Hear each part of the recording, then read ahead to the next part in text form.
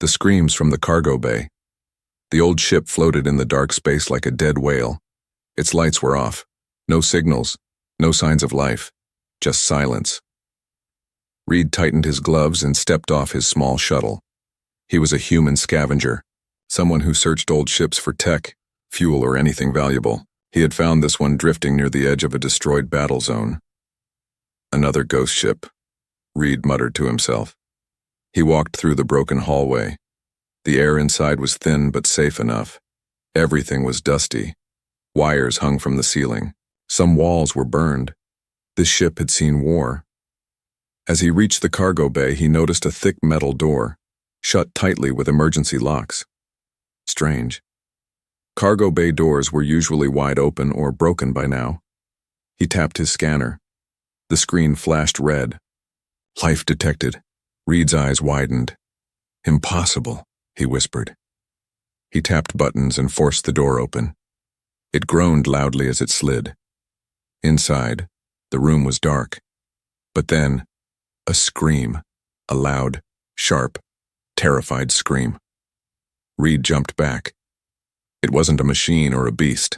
It was a girl's voice. He turned on his helmet light and stepped in slowly. The beam of light swept across the cargo bay, over crates, chains, and broken cages, until it stopped. There. In the far corner, a small figure crouched against the wall, arms chained, body shaking. Long silver hair covered her face. Her clothes were torn. Her skin had a soft glow. Not human. Hey. Easy, Reed said softly, holding up his hands. The girl flinched. Don't come close, she cried. Her voice was broken like someone who hadn't spoken in days. I'm not here to hurt you, Reed said. I heard your scream. I thought the ship was empty. She looked up. For the first time, Reed saw her eyes, bright violet, filled with fear. Her face was dirty, her lips dry. Are you alone? He asked. She nodded slowly. They left 3 days ago. I think they were going to sell me. But something went wrong. The ship stopped moving. Reed moved a bit closer and crouched down. What's your name? She hesitated, then whispered, Virel. That name, it sounded familiar. He stared at the glowing mark on her neck. He had seen that symbol before, on wanted posters, on royal flags during the war. You're royalty, Reed said. She turned away. Not anymore. Not after they took me. Reed stepped closer and pulled out a small tool. I'm going to free your hands, okay? She looked unsure. Why would a human help me? Because no one else is here, and I don't leave people in chains. He cut the locks. The metal clattered to the floor. Virel's arms dropped, weak and bruised. She winced but said nothing. Reed reached into his bag and handed her a water pouch. She took it carefully and drank, coughing a little. How long were you locked here? I don't know. Maybe a week, maybe more. They hit me when I spoke. I stopped counting. Reed felt anger rise inside him. Whoever had done this didn't just kidnap her. They treated her like an object. You're safe now, he said. She gave a small, bitter smile. No one is safe. They'll come back. They always come back. Reed stood up and offered her his hand. Not if I take you with me. She looked at his hand, then at his face. Slowly, she reached up and placed her fingers in his palm. The moment her skin touched his, a strange warmth filled the air. Not romantic, not yet, but something alive. They walked back toward the exit. Virel stumbled. Reed caught her. You can't walk far like this, he said. She shook her head. I'll try. No, I've got you. He lifted her gently into his arms. She didn't resist. Her head rested against his shoulder, her voice weak. They wanted to break me, sell me. I kept screaming, hoping someone would hear. Reed looked back one last time at the dark cargo bay. Well, he said. Someone did, but as they stepped onto his shuttle, a light flashed on his ship's screen. Warning, bounty signal detected, incoming ship. Reed's heart skipped. They know, he muttered. They're coming back. Varel's eyes went wide. They'll kill you for taking me. Reed tightened his grip on the controls. Let them try. And with a burst of engine fire, the shuttle sped away. One human, one alien princess, and a growing storm of danger behind them. She wasn't just a girl. She was royalty. The ship shook as Reed pulled away from the enemy signal. Engines roared behind them and the stars blurred in the window. But inside the small cockpit, everything was silent, except for the girl's quiet breathing. She sat on the floor, knees pulled to her chest, still afraid. Reed glanced at her. She looked so fragile, but her presence filled the room, like someone important had just entered. And she had. He turned back to the console, opening the ship's security feed. Then he tapped the scanner logs from the wrecked cargo ship. It confirmed it. Passenger identified Varel Thassa, daughter of the Terrandal Empire. His heart skipped a beat. A princess, he whispered. She looked up slowly, her silver hair falling from her face. So you know. Reed nodded. Why didn't you tell me? She gave a bitter laugh. And then what, you'd sell me for millions, give me back to them? No, he said quickly. That's not who I am. Varel's eyes narrowed. Everyone says that, until they see the reward. Reed sighed and sat across from her. I've seen your face before. Posters, news reports. But seeing you in chains like that... He paused. No one deserves that. She stared at the floor. I was supposed to lead my people one day. Be strong, brave. But they came during the peace talks, pretended to want alliance, and then they drugged me, dragged me into a cage and vanished. Who? Reed asked. She clenched her fists. My father's enemies. But worse, I think someone inside helped them. Someone close. Reed frowned. You think it was betrayal? Yes. Her voice cracked. I trusted them, and they left me to rot. The shuttle suddenly beeped. Reed looked over, bounty signal still tracking. He switched off the ship's beacon and ran a cloaking pattern. It would hide them, for a while. We can't go to a main planet, he said. Too many eyes. But there's an old mining moon, quiet, empty. I can fix the ship there. She didn't answer. Instead, she leaned back and closed her eyes. Her arms trembled. You okay? He asked. I haven't slept in days, she whispered. I dream of being dragged again, or waking up back in that cage. Reed nodded. Sleep. I'll keep watch. She looked at him with tired eyes. Why are you really helping me? He thought for a moment. Because when I saw you in that corner crying and scared, I thought of my little sister. She died during the war. I couldn't save her. Varel's eyes softened. I'm sorry. He looked away. Maybe I can save someone this time. Varel slowly lay down on the floor beside the wall. For the first time, she closed her eyes. Not because she was exhausted, but because she felt safe.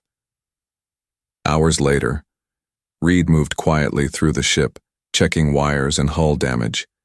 He opened a locker to grab spare parts and something caught his eye. A small bracelet, alien-made, high-tech, a tracker. His heart sank.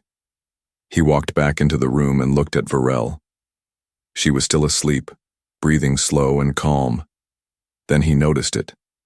The glowing mark on her wrist. The tracker was on her. Reed grabbed a scanner. The bracelet was feeding a faint signal, one that regular ships couldn't detect, but bounty hunters could. He walked over slowly. If he woke her, she'd panic. If he didn't remove it, they'd both be caught. He pulled out a special tool, knelt beside her, and gently touched the bracelet. Clicks on buzz and her eyes flew open. What are you doing? She shouted. I'm removing it. You're being tracked. She sat up, her heart racing. I didn't know it was put on when I was captured. I know, Reed said calmly.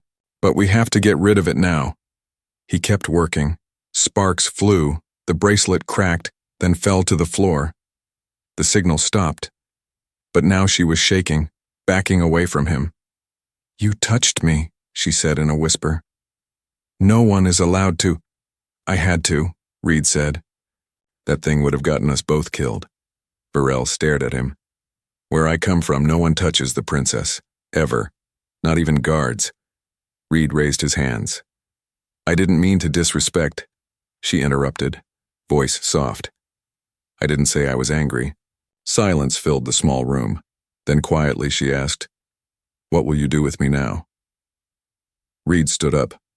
I'm still taking you somewhere safe, a place they'll never find you. Varel tilted her head. Why do you care so much? He gave a small smile.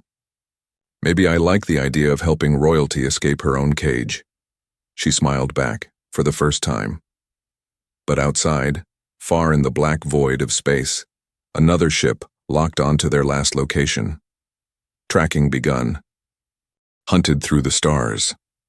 The stars outside Reed's ship looked calm. But calm skies meant nothing when a bounty hunter was already behind you. Reed's hands moved quickly over the controls, adjusting the cloaking field, rerouting power to the thrusters. He kept glancing at the radar. One red blip kept reappearing, fading, then returning stronger. They were being followed. Behind him, Princess Varel sat quietly, wrapped in a gray blanket. Her glowing eyes stared out the window, but she wasn't looking at the stars. She was remembering chains, cages, screams. They're still tracking us, aren't they? She asked softly. Reed nodded. Yeah, but they're clever, not using normal beacons. My guess, private hunters. She looked down at her hands. They'll never stop. Reed turned to face her. Then we don't stop either. He turned. The ship toward an uncharted system filled with black clouds and flashing blue lightning. A region many called the Ghost Path. It was full of solar storms, dead planets, and broken satellites. But it was also a place where tracking signals died. You're taking us in there? Varel asked. Reed grinned. Most people won't follow. I'm hoping they're scared of ghosts. Varel watched as the clouds grew larger on the screen. What if I'm scared of ghosts? Reed shrugged. Stay close to me, I punch ghosts. She gave a tiny laugh. Just a breath. But it was real. The ship entered the storm zone. Instantly, static hit the walls. Lights flickered. The engines roared under pressure. Alarms beeped. Systems failed. Gravity tilted. Reed held the controls tight. Hold on! Sparks flew. The ship shook violently. And then, bam! They were hit by a lightning bolt. Everything went dark. When Varel opened her eyes, the ship was quiet. Only emergency lights were on. The hum of power was gone. Reed was still at the controls, unconscious, a cut on his forehead. Reed? She whispered. No answer. She unbuckled and crawled to him. His chest moved, still breathing. She took a deep breath, touched his forehead gently, and whispered a soft word in her native tongue. Her skin glowed faintly. Reed groaned. What happened? He muttered. You saved us, she said softly. But we crashed? He sat up slowly and looked outside. They had landed, barely, on a dark moon. Thick black trees surrounded them. The sky above was full of lightning and strange shadows moved in the clouds. Reed stood. We need to get out of here. That ship won't last another hit. I'll help, Varel said, standing beside him. Reed blinked. You sure? You just woke up from near death? I've been close to death before, she said, her voice hard now. But this time I'm not alone. They stepped outside, into the cold air. The forest was silent. Too silent. The trees were tall and twisted, and the ground was soft with ash. As they walked toward the hill to scan the area, Varel stopped suddenly. Do you hear that? She whispered. Reed froze. A slow, deep growl echoed through the trees. Something was watching them. Reed pulled out his plasma cutter. Varel raised her hands. Her fingertips glowed faint blue. Then the creature stepped out. A beast, 12 feet tall, covered in black fur, with 6 glowing eyes and razor claws. Its mouth opened slowly, dripping silver fluid. Varel gasped. A shadow hunter. Reed looked at her. That's a real thing. They were myths, but they live here. The beast growled louder. It stepped forward, then it charged. Reed aimed and fired. The blast hit the beast, but it only staggered. Varel shouted, her hands glowing brighter. She pushed forward with a wave of energy. The beast screeched, stunned. Reed saw his chance and jumped forward, jabbing the plasma cutter deep into its chest. The beast screamed and fell. Silence. They stood together, breathing hard, surrounded by broken branches and thick smoke. "You okay?" Reed asked. Varel nodded. "You fight well, for a human." He smirked. "You glow nicely, for a princess." She laughed, really laughed this time. A warm sound in the cold forest. Reed sat down on a log, wiping sweat from his brow. Varel sat beside him. "Why didn't you run when the beast charged?" she asked. "Because you didn't." She looked at him, surprised. "Most would have run," she whispered.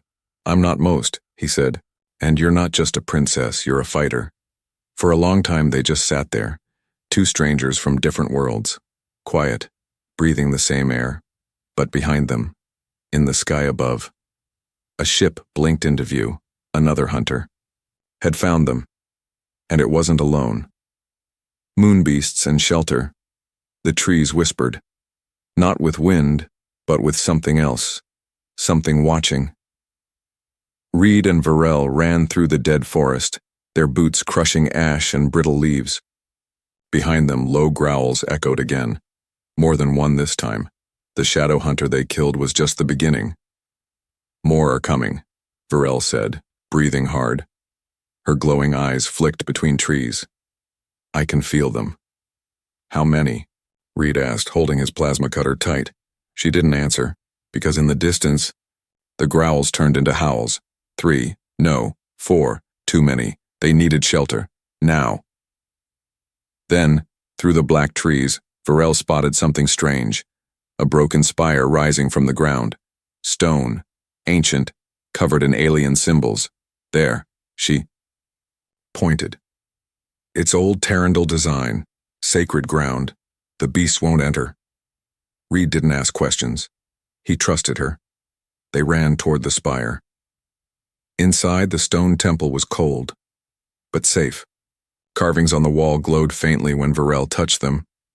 "This place, it's holy," she whispered. "Long before war, before cities, my people came here to pray for peace." Reed raised a brow. "Praying worked out well, huh?" She smiled faintly. "Not always. But here we might survive the night." They sealed the door using Varel's energy and blocked it with fallen stones. Outside, the beasts circled, growling, waiting.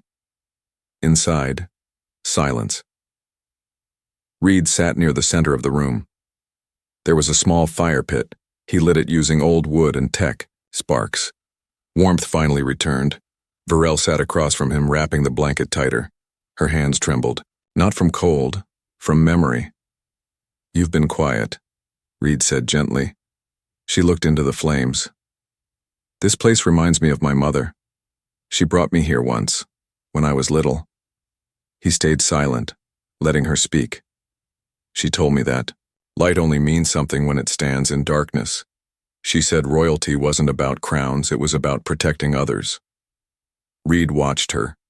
This wasn't the scared girl from the cargo bay. This was someone braver, someone growing stronger. "She'd be proud of you," he said. Varel blinked, then looked at him. "Would she?" "You stood your ground. You saved me from that beast." She smiled sadly. "And screamed while doing it." He chuckled. "That part helped." They shared a soft laugh, but then her face turned serious. "You touched me," she said quietly. Reed froze. "Back with the tracker, I only did it to help." "I know." She nodded. "But no one's touched me in months, not with care." Reed didn't know what to say. So he just looked at her. She crawled slightly closer, her voice barely a whisper. "You treat me like I'm human." He met her eyes. "Because I see you that way." They sat in silence. Not awkward.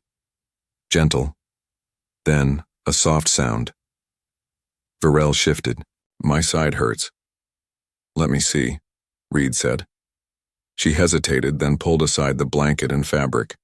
There was a long bruise on her ribs, turning dark purple. That hit you in the crash, Reed said, frowning. I didn't want to complain, she whispered.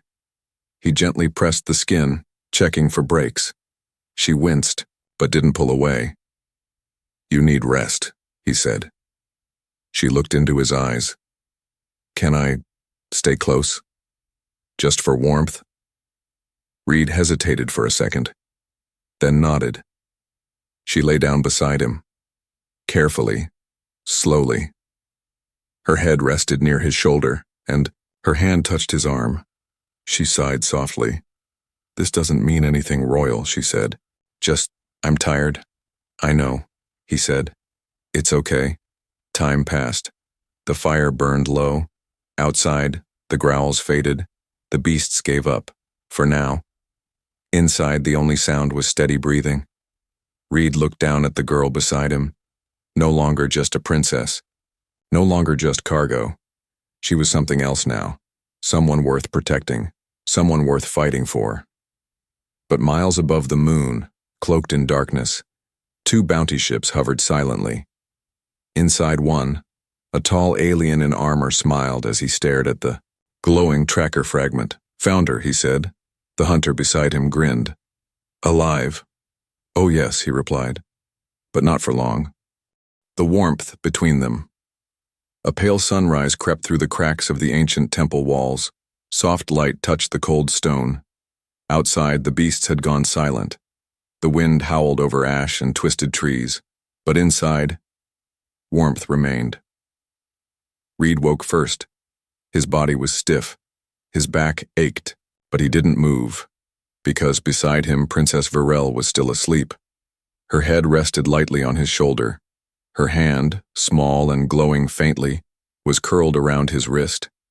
She breathed softly, like someone finally resting after months of fear.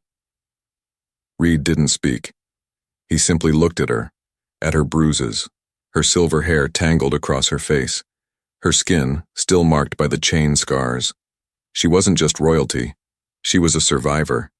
He didn't dare move, not because he was afraid to wake her, but because something inside him didn't want this moment to end. Varel stirred minutes later. Her eyes blinked slowly. She looked up and found herself in Reed's arms. She sat up fast, eyes wide. I'm sorry. Reed raised a hand. It's okay. You were cold. She touched her cheek, blushing softly. I didn't mean to. I just didn't want to be alone again. You weren't, he said gently. For a moment, they didn't speak. The warmth between them was no longer just from fire. It came from something else, from trust, from shared pain, from silent nights and roaring storms. Later, they sat by the fading fire. Reed passed her a ration bar, not royal food, but enough to give strength. Varel took it slowly. I can't remember the last time someone shared a meal with me. Not a servant, not a guard, just someone.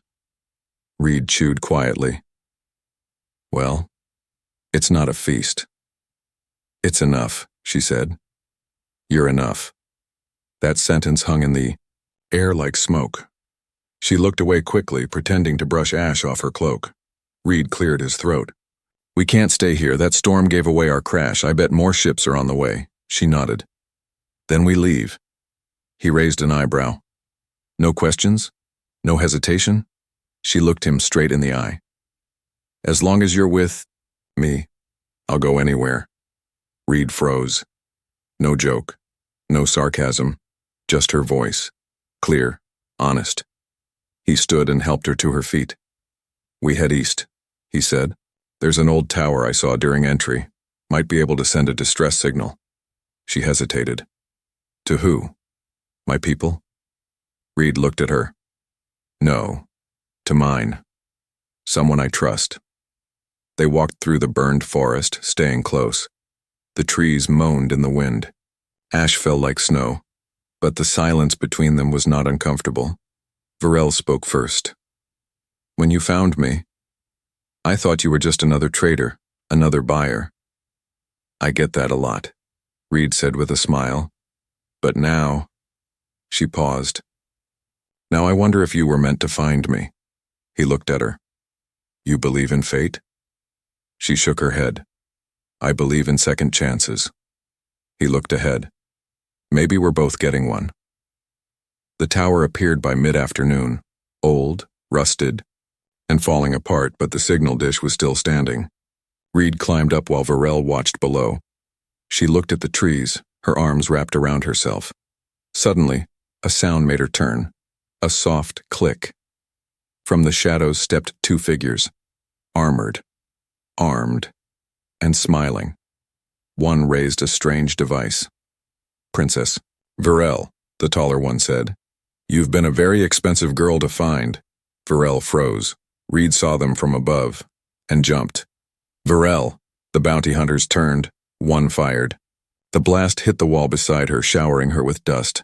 Reed landed hard between them. He swung his blade, knocking the smaller one back, but the taller one grabbed Varel, pulling her against his chest. Move again, he growled, and I'll break her. Reed raised his hand slowly. Don't, Varel gasped. Don't get hurt because of me. Reed stared at her. You're not just someone I found in a cage. And then he threw a hidden blade from his boot, straight into the bounty hunter's knee. The man screamed and dropped her. Varel ducked, rolled, and ran into Reed's arms. He held her close. The hunters crawled away, wounded. Reed didn't chase. He had already won. As night fell, they returned to the tower. Reed patched the signal line. It buzzed to life. He called for help. A friend would arrive by morning. Varel sat beside him, quiet. You risked your life, she whispered. You did too, he replied. She placed a hand on his. Maybe we're more than human and alien. He looked at her. Maybe we're just two people who don't want to be alone anymore. She smiled. And this time she didn't look away. The one who came to take her. The signal tower pulsed a soft green light into the sky. It was the first time Varel had seen something shine in so long, but her hands wouldn't stop shaking. Reed had gone inside the tower's control room to make sure the emergency beacon was still transmitting.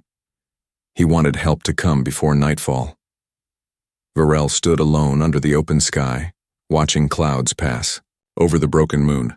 Then, she heard it, a voice, one she hadn't heard since the day she was taken. Little star, it whispered behind her, calm, cold. She turned and froze. A tall man in silver armor stepped out from the trees, no weapon drawn, just walking as if he owned the ground. His pale skin shimmered in the fading light. His hair was like silver glass, and his eyes, cruel. Prince, Varn, her betrothed, the one she was promised to since childhood, the one who arranged her kidnapping. She stepped back, breath caught in her throat. You, she said softly. You left me in chains. He smiled. I gave you a test. I needed to know if you were worthy of ruling beside me. Strong queens survive fire. Varel clenched her fists. You broke the treaty. You betrayed my father. Varn's voice stayed smooth. And yet here you are, alive. Which means I was right. She took another step back. Reed will... Ah, Varn interrupted. The human, the thief. You let him touch you? She didn't answer. He raised an eyebrow. You've grown soft. I've grown free, she said. Varn's smile faded. Not for long. Inside the tower, Reed was checking the signal logs. When alarms started flashing red, he ran outside, and there he saw her, Varel, standing alone facing Varn. Who is that? He shouted, running toward her. But as he got closer, he saw the royal markings on Varn's armor. Varel turned and shouted, Reed, go! Varn raised a hand. A pulse of invisible energy slammed Reed back into a stone wall. He hit the ground, hard. Stop, Varel screamed. He's not your enemy. Varn walked forward, slow and arrogant. No, he's your distraction. And now he's done. Varel moved quickly, placing herself between Reed and the prince. You're not taking me, she said, voice shaking. Varn tilted his head. You belong to me. Reed coughed, sitting up behind her. She belongs to no one. Varn turned his gaze to him. You're just a human. You don't know what it means to own power. Reed stood slowly. Maybe not, but I know what it means to protect someone. Without warning, Reed charged. Varn raised his hand to stop him with another pulse, but Varel moved first. Her hands lit with blue fire, and she shoved Varn back with a wave of energy. The prince hit the ground, stunned. Reed grabbed Varel's hand. We run now. But she pulled back. No, he'll follow us forever. He looked into her eyes. Then, what? She turned to face Varn. Her voice echoed through the stone. I was promised to you as a child, but I am not a child anymore. Varn stood, brushing ash from his armor. You don't get to choose. I already have, she said. I choose him. She pointed to Reed. Varn's face twisted in anger. You've dishonored your bloodline. No, she said firmly. I've saved it. And then she attacked. A burst of energy lit the ground. Varel's power struck Varn with a flash of blue light, pushing him far back into the forest. Trees cracked and fell. The air sizzled with force. Reed stepped forward slowly, stunned. What was that? Varel turned, breathing hard. It's what I've held back all my life, because I was told a princess must be soft. He looked at her with awe. You're more than royalty, he said. You're a storm. That night they lit a small fire again. The danger was not over, but for now they had won. Reed was bruised. Varel's energy was drained. But they sat side by side, hands close. She looked up at him. You still want to run with a cursed royal? He laughed softly. Only if she keeps protecting me. She leaned her head against his shoulder. In the distance, a ship blinked into the sky. Reinforcements had finally arrived. A princess's choice. The rescue ship hovered above the ruined tower, its lights cutting through the dark trees like sunrise after a long night. Reed stood near the edge of the cliff, watching it land. Wind whipped his coat. The engines hummed, like a heartbeat. Varel stood beside him, silent. This was it. After days of hiding, running, fighting, someone had finally come for her. But as the ship's door opened and her father's guard stepped out, she didn't move. She just stared at Reed. Captain Halvar, a large alien with silver skin and golden armor, marched toward them. He bowed deeply before Varel. Your Highness, he said, by your father's command we are here to take you home, alive and untouched. Varel blinked. Untouched? Halvar stood. You are to be cleansed and prepared for a new bonding. Prince Varn still expects you. Reed stepped forward. She's not going with him. Halvar looked at him confused. You speak for her? Reed looked at Varel. No, but I hope she speaks for herself now. The moment froze. The guards waited. The wind blew, and Varel stepped forward. Her voice was calm, but full of fire. I am Princess Varel Thassa, she began. First daughter of the Tyrindel line. Heir to the silver flame. The guards lowered, their heads in respect. But I will not return to a life where I am treated like an object. Halvar frowned. Your people await you, princess. She pointed to Reed. This man saved me. He bled for me. He carried me from darkness. When I screamed, he answered. When I cried, he listened. She took Reed's hand. The guard stirred. Halvar raised his brow. You intend to break the bond treaty? He asked slowly. Yes, she said. I break it.